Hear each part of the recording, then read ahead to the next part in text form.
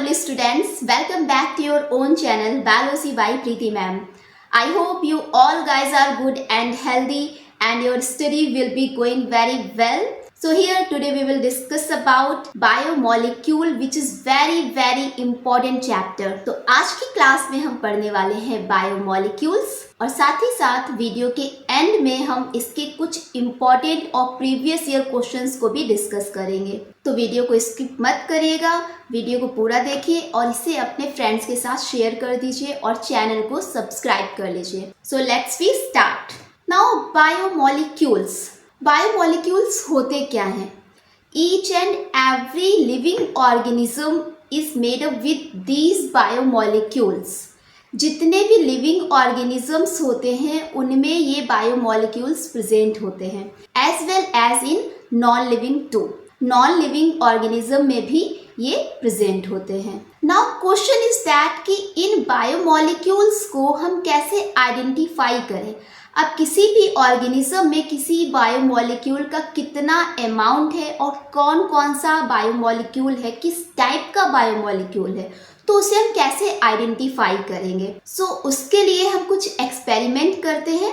So here take any living tissue, it may be any leaves और piece of liver cell और any vegetable etcetera. आप किसी भी living tissue को ले सकते हैं, it may be any leaf, any liver cell. Now अब इस लिविंग सेल में हम ऐड करते हैं ट्राइक्लोरोएसिटिक एसिड। ये जो लिविंग टिश्यू लिया है इसमें हम ऐड करते हैं trichloroacetic acid and grind with mortar and pastel. अब इस टिश्यू को हमने ग्राइंड किया। ग्राइंड करने के बाद बेटा उसका हमें एक स्लरी मिलता है, मीन्स एक चटनी मिलता है। इस चीज़ क्लॉथ और कॉटन की हेल्प से इसे जब हम फिल्टर करते हैं तो फिल्टर करने पे बेटा हमें मिलता है रिटेंटेंट एंड फिल्ट्रेट मिलता है। तो जो बेटा फिल्ट्रेट होता है ये क्या होता है, एसिड सॉल्युबल पूल होता है। ठीक है, ये किसके अंडर में आएगा, ये एसिड सॉल्युबल पूल में आएगा। जबकि जो रिटेंटेंट होता है ये आता है हमारा एसिड इनसॉल्युबल पूल में। तो अब समझते हैं कि ये एसिड इनसॉल्युबल पूल क्या होता है और एसिड सॉल्युबल पूल क्या होता है। तो देखिए बेटा, जब हम इस स्लरी को जब हम फिल्टर आउट करते हैं, जब हम इसे फिल्टर करते हैं थ्रू अ चीज़ क्लॉथ, तो होता क्या है कि स्मॉल मॉलिक्यूल्स होते हैं वो फिल्टर आउट होके वो नीचे आ जाते हैं। तो इसे ही हम नाम देते हैं फिल्ट्रेट। तो इसे क्या नाम देते हैं हम, फिल्ट्रेट, क्योंकि ये जो है ये स्मॉल मॉलिक्यूल्स होते हैं तो ये नीचे आ जाते हैं, फिल्टर होके आ जाते हैं। जबकि जो लार्ज मॉलिक्यूल्स होते हैं ये बेटा ऊपर ही रह जाते हैं, तो इन्हें हम बोलते हैं रिटेंटेंट। इन्हें ही हम बोलते हैं रिटेंटेंट। अब इसे एसिड सॉल्युबल पूल इसलिए कहते हैं क्योंकि जो स्लरी है इस स्लरी में क्या मिला था, ट्राइक्लोरोएसिटिक एसिड। मीन्स कि जो मॉलिक्यूल्स इस ट्राइक्लोरोएसिटिक एसिड को पास करके आ जाते हैं, मीन्स उसमें सॉल्युबल हो गए। तो दैट्स वाई जो फिल्ट्रेट होता है इसे हम बोलते हैं एसिड सॉल्युबल पूल, जबकि रिटेंटेंट होता है इसे बोलते हैं acid insoluble pool. Now biomolecules में अब ये जो फिल्ट्रेट होता है इसे हम कह सकते हैं माइक्रोमोलिक्यूल्स, जबकि जो रिटेंटेंट है इसे हम बोलते हैं मैक्रोमोलिक्यूल्स। जो माइक्रोमोलिक्यूल्स होते हैं इनका वेट जो होता है वो अंडर 1000 डाल्टन, जबकि जो रिटेंटेंट होता है इनका जो वेट होता है, मॉलिकुलर वेट होता है इनका 10,000 डाल्टन से ज़्यादा होता है। नाउ इस फिल्ट्रेट में क्या क्या आएंगे, इसमें स्मॉल मॉलिक्यूल्स आते हैं, माइक्रोमोलिक्यूल्स आते हैं, like amino acids, fatty acids, monosaccharides, nucleotides, all inorganic compounds and minerals. तो ये सारे किस में आएंगे, ये माइक्रोमोलिक्यूल्स में आते हैं। जबकि अमाइनो एसिड से ही मिलके क्या बनता है, प्रोटीन। तो protein is a large molecule, that's why they comes under macromolecules. तो प्रोटीन किस में आएंगे बेटा, ये मैक्रोमोलिक्यूल्स में आएंगे। और लिपिड ये किस में आएगा, मैक्रोमोलिक्यूल्स में आएगा। वन थिंग कि जो लिपिड होता है ये एक एक्सेप्शन में आता है, I will discuss it later. So next है पॉलीसेकेराइड, ये किस में आएगा, ये भी मैक्रोमोलिक्यूल्स में आएगा, क्योंकि जो पॉलीसेकेराइड्स हैं ये मैनी मोनोमर्स से जुड़ के बनते हैं। तो दैट्स वाई पॉलीसेकेराइड भी एक लार्ज मॉलिक्यूल है, तो ये किस में आएगा, मैक्रोमॉलिक्यूल्स में आएगा। नेक्स्ट इज न्यूक्लिक एसिड, तो ये सब क्या है, ये मैक्रोमॉलिक्यूल्स में आएंगे। नाउ लिपिड, जो बेटा लिपिड है ये क्या है, ये एक्सेप्शन में आता है और ये आपसे क्वेश्चन में पूछा भी जाता है। लिपिड्स हैं तो ये क्या होते हैं, इनका जो साइज होता है, मॉलिक्यूलर साइज जो होता है इनका होता है 800 डाल्टन। बट फिर भी ये क्या है, ये किस में आते हैं, ये एसिड इनसॉल्युबल पूल में आते हैं, मींस मैक्रोमॉलिक्यूल्स में आते हैं। ऑल्दो इनका साइज कितना है, 800 डाल्टन, ठीक है, तो इसके अकॉर्डिंग इन्हें आना चाहिए माइक्रोमॉलिक्यूल्स में, बट फिर भी ये किस में आते हैं, ये मैक्रोमॉलिक्यूल्स में आते हैं। होता ये है, रीज़न ये है कि जो लिपिड्स होते हैं ये क्या है, जब फिल्टर होते हैं तो ये वेसाइकल्स आपस में बना लेते हैं, ठीक है, तो इस वजह से जो लिपिड होता है ये फिल्टर आउट होके बाहर नहीं आ पाते। तो दैट्स वाई लिपिड जो है ये एक लार्ज वेसाइकल बना लेते हैं, जिसके कारण ये फिल्टर आउट होके नहीं आ पाते। तो इसलिए जो लिपिड होता है ये एक्सेप्शन में आता है, तो इसे आपको याद रखना है ना। ये तो हमने स्टडी कर लिया ऑर्गेनिक सब्सटेंस के लिए। यही अगर बात आती है कि मिनरल्स की स्टडी करने के लिए हम क्या करेंगे, किसी भी टिश्यू को ले लिया, जिसका भी हमें स्टडी करना है उस टिश्यू को ले लिया, अब उसे हम ड्राई करते हैं। सपोज हमने लीफ लिया, अब इस लीव्स को हम ड्राई करते हैं, देन इसके बाद क्या करते हैं, बर्न करते हैं। अब ड्राई करने पे क्या होता है, जो भी ऑर्गेनिक सब्सटेंस होता है वो इवेपोरेट हो जाता है। नेक्स्ट इसके बाद जब हम बर्न करते हैं, उसे कंब्यूशन करते हैं, तो क्या होता है कि on burning all organic substance will be evaporate, only minerals और inorganic substance will be remain। जब हम इसे बर्न करते हैं तो क्या होता है कि जितने भी ऑर्गेनिक सब्सटेंस होते हैं वो इवेपोरेट हो जाते हैं, सिर्फ और सिर्फ इनऑर्गेनिक और मिनरल सब्सटेंस बचते हैं। इस प्रोसेस के द्वारा इनऑर्गेनिक और मिनरल्स की स्टडी करते हैं। Now comparison of elements present in non living and living matter, तो बेटा ये आपको याद रखना है क्योंकि ये आपसे क्वेश्चन में पूछ दिया जाता है कि जो एलिमेंट्स हैं इनका अर्थ में और ह्यूमन बॉडी में क्या परसेंटेज है, ठीक है। तो इसे याद करने के लिए मैं आपको एक न्यूमेरिक बताऊंगी जिससे कि आप इसे इजीली याद कर सकते हैं। तो सबसे पहले हम बात करते हैं अर्थ क्रस्ट में कि जो एलिमेंट होते हैं इनका अमाउंट अर्थ क्रस्ट में कितना होता है। तो देखिए बेटा, जो अर्थ क्रस्ट में इसके लिए न्यूमेरिक क्या हो जाएगा आपका, ओ सिकाना mg है, cs नहीं।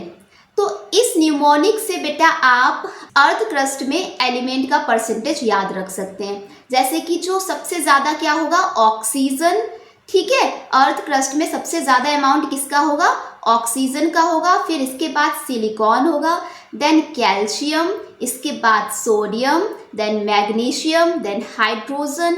जो कार्बन और सल्फर का अमाउंट है वो इक्वल होगा, ठीक है। देन इसके बाद क्या होगा, नाइट्रोजन। तो जो नाइट्रोजन है ये अर्थ क्रस्ट में सबसे कम पाया जाता है, तो इसे आपको याद रखना है। तो ये तो बात हो गई अर्थ क्रस्ट में कि अर्थ क्रस्ट में क्या परसेंटेज होता है एलिमेंट का, कि कौन सा एलिमेंट कितना ज़्यादा पाया जा रहा है।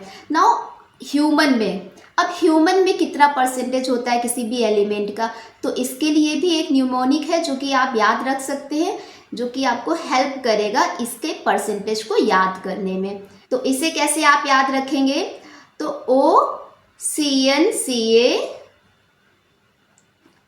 हंसना MgC, ठीक है, OCnCa हंसना MgC। तो इस तरीके से आप याद रख सकते हैं। तो सबसे पहले इसमें सबसे ज़्यादा अमाउंट किसका होगा, ऑक्सीजन का, देन कार्बन, इसके बाद नाइट्रोजन, फिर calcium, hydrogen, sulphur, sodium, magnesium and silicon. तो जो बेटा ह्यूमन बॉडी है, ह्यूमन बॉडी में सिलिकॉन का अमाउंट बहुत ही कम होता है, बहुत ही नेग्लेजिबल होता है, ठीक है। तो इस तरीके से आप ये परसेंटेज याद रख सकते हैं। Now comes to inorganic constituents of living tissues. किसी भी लिविंग टिश्यू में इनऑर्गेनिक सब्सटेंस क्या क्या होते हैं, ठीक है। तो क्या होता है इसमें, सोडियम होता है, potassium, calcium, magnesium, water and कुछ अदर कंपाउंड्स होते हैं।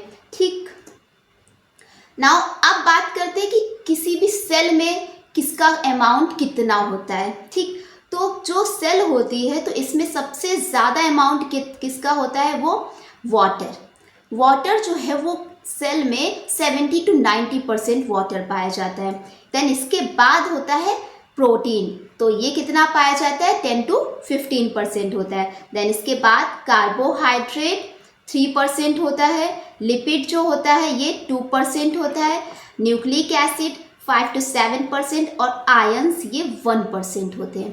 तो इस अमाउंट को आपको याद रखना है, ये आपसे क्वेश्चन में पूछा जाता है, चाहे वो नीट का एग्ज़ाम हो, चाहे वो आपका 12th का हो। ठीक है, ये सभी में पूछा जाता है, तो आपको याद रखना है। Now comes to amino acids. तो अमाइनो एसिड्स क्या होते हैं? जो अमाइनो एसिड्स होते हैं, these are the building blocks of protein. जो अमाइनो एसिड्स होते हैं ये क्या है, ये प्रोटीन के बिल्डिंग ब्लॉक्स होते हैं।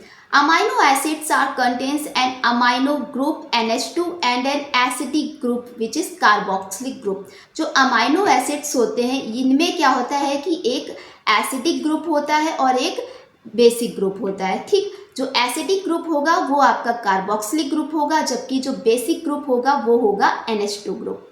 All amines are substitutes of methane. जितने भी अमाइनो एसिड्स होते हैं ये क्या है, ये किसके सब्सटीट्यूट्स होते हैं, ये मीथेन के सब्सटीट्यूट होते हैं। कैसे, देखिए जो अमाइनो एसिड्स होते हैं ये किसके सब्सटीट्यूट है, मीथेन के सब्सटीट्यूट है। जैसा आपको पता है कि जो मीथेन होता है इसका स्ट्रक्चर क्या होता है, CH4। ठीक है, ये फॉर्मूला मीथेन का है। तो इसका स्ट्रक्चर हम अगर बनाते हैं तो ये क्या है, ये मीथेन है, ये दिस इज अ मीथेन। जब इस मीथेन के तीनों हाइड्रोजन को सब्सटीट्यूट करके हम कोई दूसरा ग्रुप लगा देते हैं तो ये क्या है, बन जाता है अमाइनो एसिड बन जाता है। तो that's why amino acids are the substitutes of methane. तो इसलिए क्या है, अमाइनो एसिड्स को हम क्या कहते हैं, सब्सटीट्यूट ऑफ मीथेन। अगर हम यहाँ पे लगा देते हैं R ग्रुप और यहाँ लगा देते हैं हम कार्बोक्सिलिक ग्रुप और यहाँ लगा देते हैं NH2 ग्रुप, तो ये क्या हो गया, हमारा अमाइनो एसिड्स हो गया। ठीक है, तो that's why amino acids are the substitutes of methane. Amino acids are amphoteric in nature. जो अमाइनो एसिड्स होते हैं ये नेचर में कैसे होते हैं, एम्फोटेरिक होते हैं। नाउ एम्फोटेरिक क्या होता है, तो amphoteric are those compound which have anion और कैटायन। मतलब कि ऐसे कंपाउंड जिनमें एसिडिक और बेसिक प्रॉपर्टी दोनों होती है तो उन्हें हम बोलते हैं amphoteric. Amino acids are soluble in polar solvent but insoluble in organic solvent and they show no effect on litmus paper and they are all optically active। ठीक, जो जितने भी अमाइनो एसिड्स होते हैं ये क्या होते हैं, ये ऑप्टिकली एक्टिव होते हैं। Now this is the general formula of amino acids.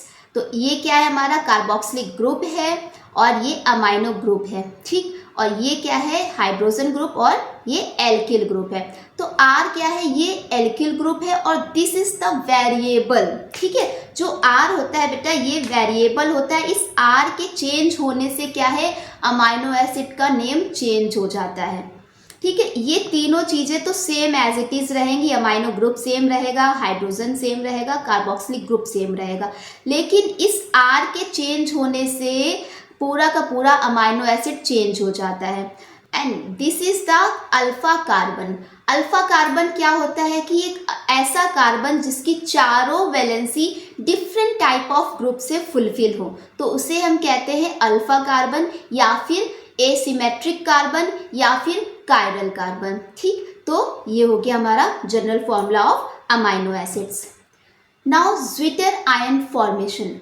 बेटा ये बहुत ही ज़्यादा इम्पॉर्टेंट है, बहुत ही ज़्यादा पूछा जाता है क्वेश्चन में आपसे। ठीक है, तो इसे आपको ध्यान रखना है कि ज्विटर आयन क्या होते हैं। जो ज्विटर है ये बना है किससे, हाइब्रिड।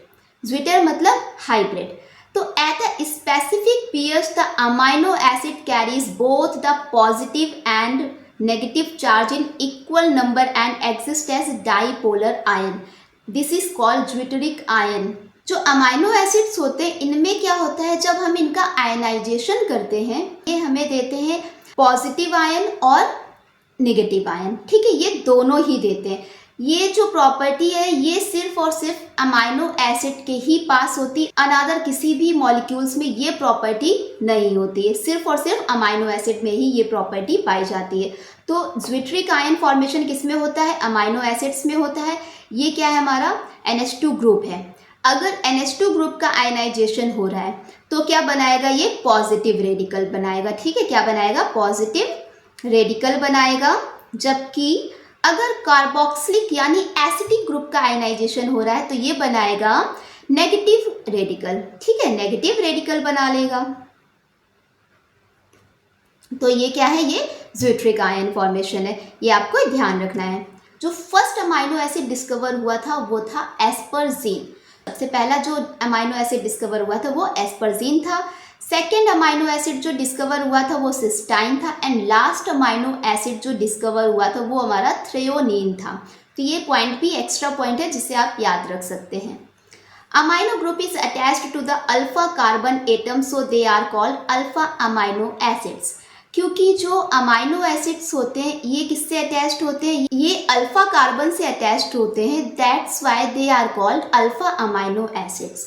वन थिंग कि सारे amino acids alpha amino acids नहीं होते हैं, कुछ बीटा अमाइनो एसिड्स भी हो सकते हैं। तो उसके लिए कंडीशन क्या होती है कि बेटा जो अमाइनो ग्रुप है, suppose this is the amino acid, this is the amino acids. अब अगर ये जो NH2 ग्रुप है, ये NH2 ग्रुप अगर इस वाले कार्बन पे ना लग के इस कार्बन के पास लगा है तो this type of amino acid is known as beta amino acid. मतलब समझ रहे हैं कि जिस कार्बन के पास ये हो गया हमारा अल्फा कार्बन और ये हो गया बीटा कार्बन। अब ये जो NH2 ग्रुप जुड़ा है मतलब एमाइन ग्रुप जुड़ा है तो ये कहाँ पे जुड़ा है, ये इस बीटा कार्बन पे जुड़ा है। तो ये अमाइनो एसिड कैसा होगा, ये बीटा अमाइनो एसिड कहलाएगा, ठीक। All amino acids are substitutes of methane group. जो अमाइनो एसिड्स होते हैं ये किसके सब्स्टिट्यूट्स होते हैं, मीथेन के होते हैं। तो समझते हैं इसका स्ट्रक्चर। देखिए इसका स्ट्रक्चर कैसे है, ये, ठीक, this is the amino acid. इस R की जगह अगर R की जगह H है तो ये क्या हो जाएगा, हमारा ग्लाइसिन हो जाएगा। और this is the simplest amino acid. जो ग्लाइसिन है ये क्या होता है, सबसे सिंपलेस्ट अमाइनो एसिड से, ठीक है भाई। अगर हम R की जगह H कर देते हैं तो ये क्या हो जाएगा, ग्लाइसिन हो जाएगा। और एक इम्पॉर्टेंट पॉइंट कि जो ग्लाइसिन होता है ये ऑप्टिकली इनएक्टिव होता है। कैसा होता है, ऑप्टिकली इनएक्टिव। क्यों, क्योंकि ऑप्टिकली एक्टिव होने के लिए क्या कंडीशन होनी चाहिए कि जो कार्बन होता है, कार्बन कैसा होना चाहिए, ये एसिमेट्रिक होना चाहिए, ठीक है। लेकिन जो ग्लाइसिन होता है, ये जो ग्लाइसिन होता है इसमें जो कार्बन है ये एसिमेट्रिक कार्बन नहीं है। और एसिमेट्रिक कार्बन कैसा होता है, मीन्स कि जो कार्बन होता है इसकी चारों valency different type of group से फुलफिल होनी चाहिए। लेकिन जो ग्लाइसिन है, यू कैन सी हियर कि ग्लाइसिन में चारों वैलेंसी अलग अलग नहीं है, ठीक है। तो ये क्या है भाई, यहाँ पे हाइड्रोजन इधर भी है और इधर भी है, मीन्स हाइड्रोजन 2 बार आया है, तो ये इस कंडीशन को फुलफिल नहीं करता है। तो दैट्स वाई जो ग्लाइसिन होता है ये ऑप्टिकली इनएक्टिव होता है, ठीक है। ग्लाइसिन जो है ये कैसा होता है, ऑप्टिकली इनएक्टिव होता है। ग्लाइसिन इज ऑप्टिकली इनएक्टिव, ठीक, ये पॉइंट आपको ध्यान रखना है। Now classification of amino acids. तो जो अमाइनो एसिड्स हैं इनको इनके नेचर के अकॉर्डिंग इनको अलग अलग कैटेगरीज में डिवाइड किया गया है। Now first is acidic amino acids. Acidic amino acids means कि अगर एसिडिक ग्रुप ज़्यादा है कंपैरिजन टू बेसिक ग्रुप तो इस अमाइनो एसिड्स को हम क्या कहेंगे, एसिडिक ग्रुप, जैसे कि aspartic acid and glutamic acid, ठीक। नाउ बेसिक अमाइनो एसिड, अगर NH2 group in comparison to carboxylic group, ये अगर NH2 ग्रुप कार्बोक्सिलिक ग्रुप से ज़्यादा है, मीन्स बेसिक ग्रुप ज़्यादा है, तो इस अमाइनो एसिड को हम क्या कहेंगे? बेसिक अमाइनो एसिड, जैसे कि हिस्टिडीन, लाइसिन और आर्जिनिन। तो इनके एग्जाम्पल आपको याद रखने हैं। Neutral amino acids, neutral amino acids में भी अलग अलग कैटेगरीज में आ जाते हैं, जिसमें कि एरोमेटिक अमाइनो एसिड। तो इसके एग्जाम्पल आपके हो जाएंगे phenyl alanine, tryptophan and tyrosine. जो एरोमेटिक अमाइनो एसिड्स होते हैं इनमें एक रिंग पाई जाती है, ठीक है। तो उनके एग्जाम्पल हो जाएंगे आपके phenyl alanine, tryptophan and tyrosine. And next is sulphur containing amino acid.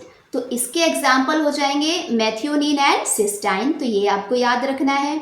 Hydroxyl containing amino acids are serine and threonine and immuno acid is proline. तो ये आपको बहुत ही अच्छे से प्रिपेयर करना है, बहुत ही ज़्यादा इम्पॉर्टेंट है। आपसे MCQ में पूछ दिया जाता है, आपको अलग अलग नाम दे दिए जाएंगे और आपसे पूछ दिया जाएगा कि which one is aromatic amino acid और सल्फर अमाइनो एसिड और हाइड्रोक्सिल अमाइनो एसिड, ठीक है। तो इस तरीके से आपको इसे याद रखना है कि कौन सा अमाइनो एसिड किस कैटेगरी में आएगा। Now next is plant can synthesise all 20 types of amino acid but animal can synthesise only few amino acids. ये सिंथेसिस के अकॉर्डिंग कितने टाइप्स के होते हैं, ठीक है, कि जो प्लांट्स होते हैं ये सभी 20 टाइप्स के अमाइनो एसिड्स को खुद सिंथेसाइज कर लेते हैं। बट एनिमल में ऐसा नहीं होता है। कुछ अमाइनो एसिड बनते हैं और कुछ अमाइनो एसिड्स को बाहर से ऑब्टेन करना पड़ता है, ठीक है। Those amino acids which are not synthesized in our body are called essential amino acids. ऐसे अमाइनो एसिड्स जो हमारी बॉडी में सिंथेसाइज नहीं होते हैं उन्हें हम बोलते हैं एसेंशियल अमाइनो एसिड्स। जबकि ऐसे अमाइनो एसिड जो हमारी बॉडी में सिंथेसाइज हो जाते हैं उन्हें हम बोलते हैं नॉन एसेंशियल अमाइनो एसिड्स। अब देखिए बेटा, नॉन एसेंशियल और एसेंशियली कैसे याद रखना है। अब बेटा एसेंशियल और नॉन एसेंशियल अमाइनो एसिड को याद करने के लिए भी एक ट्रिक है कि अब देखिए बेटा, जो एसेंशियल अमाइनो एसिड्स होते हैं और नॉन एसेंशियल अमाइनो एसिड्स होते हैं इनको भी आप कैसे याद रख सकते हैं, क्योंकि ये भाई बहुत ज़्यादा है, ठीक है। तो आप ऐसे इजीली तो याद रख नहीं सकते। तो इसके लिए भी आपको मैं एक न्यूमोनिक बताऊंगी जिससे कि आप इजीली इन सभी नामों को याद रख सकते हैं। तो सबसे पहले हम याद करते हैं एसेंशियल अमाइनो एसिड को।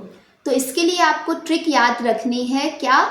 TT हॉल में VIP, ठीक है। क्या याद रखना है? TT हॉल में VIP, ठीक है। तो इस तरीके से आपको याद रखना है। तो देखिए TT हॉल में VIP मीन्स ये हो गया TT, ये HALL, ठीक है, ये इस तरीके से। तो ये जो TT मीन्स थ्रेओनिन और tryptophan, H for histidine, R for, इस A फॉर हो जाएगा आर्जिनिन, इस L फॉर ल्यूसाइन, इस L से हो जाएगा लाइसिन, ME से मेथियोनिन, V से वेलाइन, I से आइसोल्यूशन एंड P से फेनिल एलानिन। तो आई थिंक इस ट्रिक से आपको सारे एसेंशियल अमाइनो एसिड याद हो जाएंगे। Now non essential amino acids के लिए भी ट्रिक है जिससे कि आप इजीली इसे याद रख सकते हैं। तो इसे भी समझिए कैसे। तो इसे बेटा आप याद रख सकते हैं, almost all girls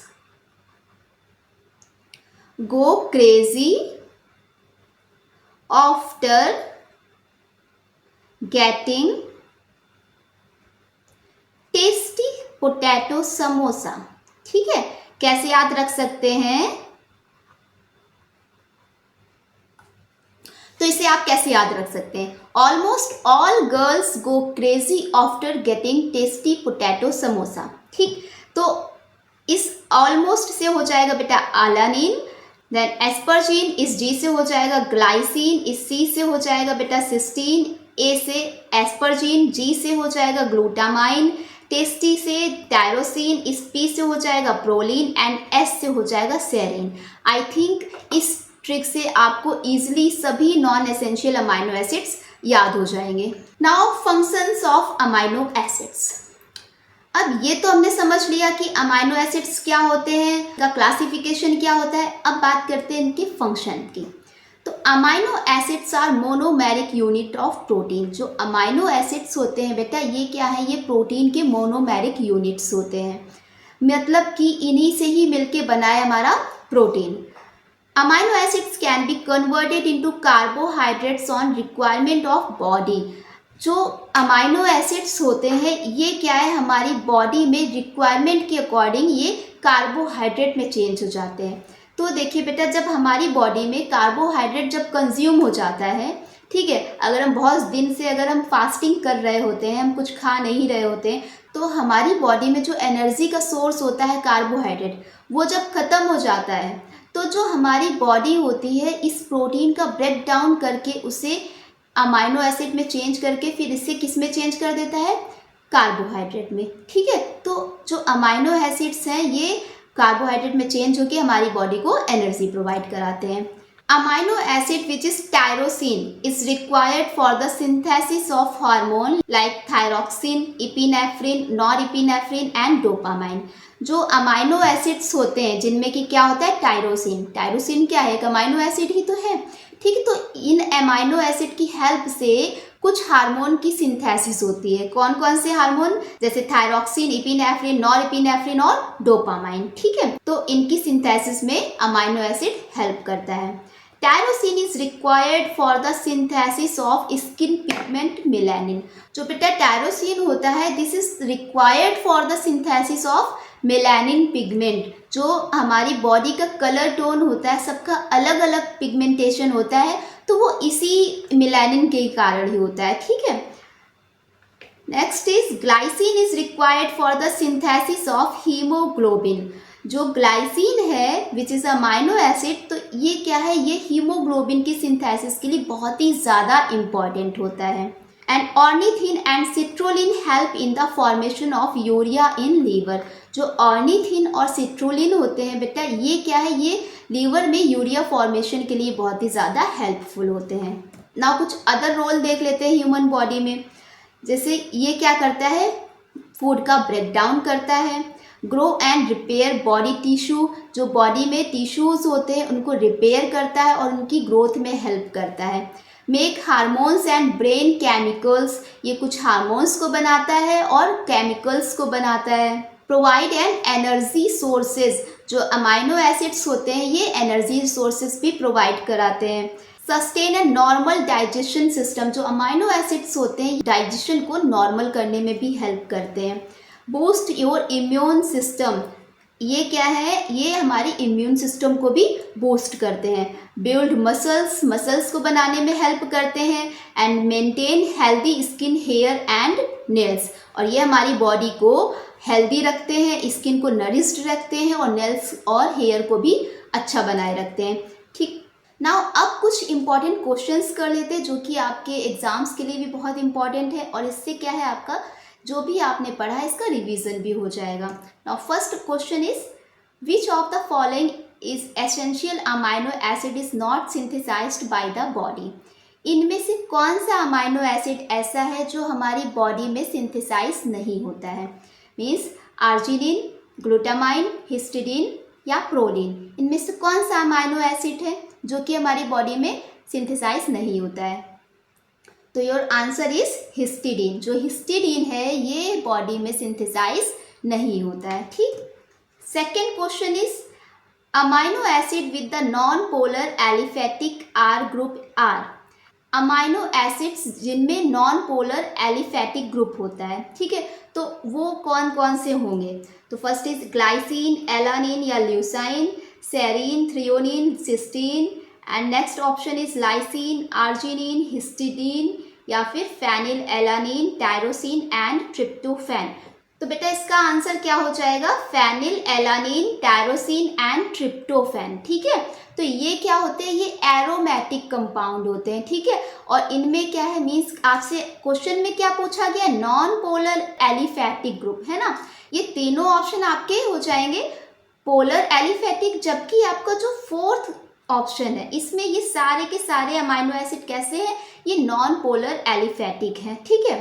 now next question is, out of these which one is non essential amino acids, इनमें से कौन सा अमाइनो एसिड नॉन एसेंशियल है, ठीक। तो लाइसिन, सेरीन या हिस्टीडीन, तो इनमें से कौन सा नॉन एसेंशियल है, तो आंसर आप बताइएगा। तो इसका आंसर हो जाएगा बेटा सेरीन। जो सेरीन है ये नॉन एसेंशियल अमाइनो एसिड है। Next is, which of the following is an essential amino acid, इनमें से कौन सा अमाइनो एसिड ऐसा है जो एसेंशियल है, ठीक है। तो सिस्टीन या ग्लूटामाइन या फेनिलएलानिन। तो आपको जो मैंने न्यूमोनिक बताई थी आप उससे रिकॉल कर सकते हैं कि कौन सा एसेंशियल है और कौन नॉन एसेंशियल है। तो आपका आंसर हो जाएगा बेटा फेनिलएलानिन, ठीक है। जो फेनिलएलानिन है ये एसेंशियल अमाइनो एसिड है, ठीक। Now next question is, the difference between amino acid and imino acid is, जो इमिनो एसिड और अमाइनो एसिड होते हैं इनमें डिफरेंस क्या होता है, ठीक। तो bonding of carbonyl group with the amide group, या सेकंड है bonding of nitrogen in the amide group, या bonding of nitrogen in the carbonyl group, या presence of covalent bond between amide and carbonyl group. तो इनमें से कौन सा answer सही होगा, तो आप बताइए इसे। तो जो बेटा मैंने आपको बताया था इम्यूनो ग्रुप, ठीक है। तो इम्यूनो का एग्जाम्पल क्या होता है, प्रोलीन होता है, ठीक है। तो आपका आंसर हो जाएगा सेकेंड, मतलब कि इसमें क्या होता है बेटा, एमाइड के साथ नाइट्रोजन की बॉन्डिंग हो जाती है। तो यहाँ पे क्या होता है, NH2 की जगह क्या हो जाता है, NH हो जाता है, ठीक है। अगर NH है तो ये क्या हो जाएगा, इम्यूनो ग्रुप हो जाएगा, ठीक है। Now next question is, which of the following is an example of immuno acid. Immuno acid का एग्जाम्पल क्या होगा, मैंने आपको बताया था, क्या हो जाएगा, प्रोलीन, ठीक है। प्रोलीन जो है ये किसका एग्जाम्पल है, इम्यूनो एसिड का एग्जाम्पल है, ठीक। तो बच्चों आई थिंक ये सभी चीज़ें आपको समझ में आई होंगी और सारे डाउट क्लियर हुए होंगे। और फिर भी अगर आपका कोई डाउट रह गया है, कोई क्वेश्चन रह गया है, तो उसे कमेंट बॉक्स में मेंशन करें and I will sort it in next video. तो वीडियो को लाइक कर दीजिए, चैनल को सब्सक्राइब कर लीजिए और इसे अपने फ्रेंड्स के साथ शेयर भी कर दीजिए। तो पढ़ते रहिए, मस्त रहिए। Thanks for watching.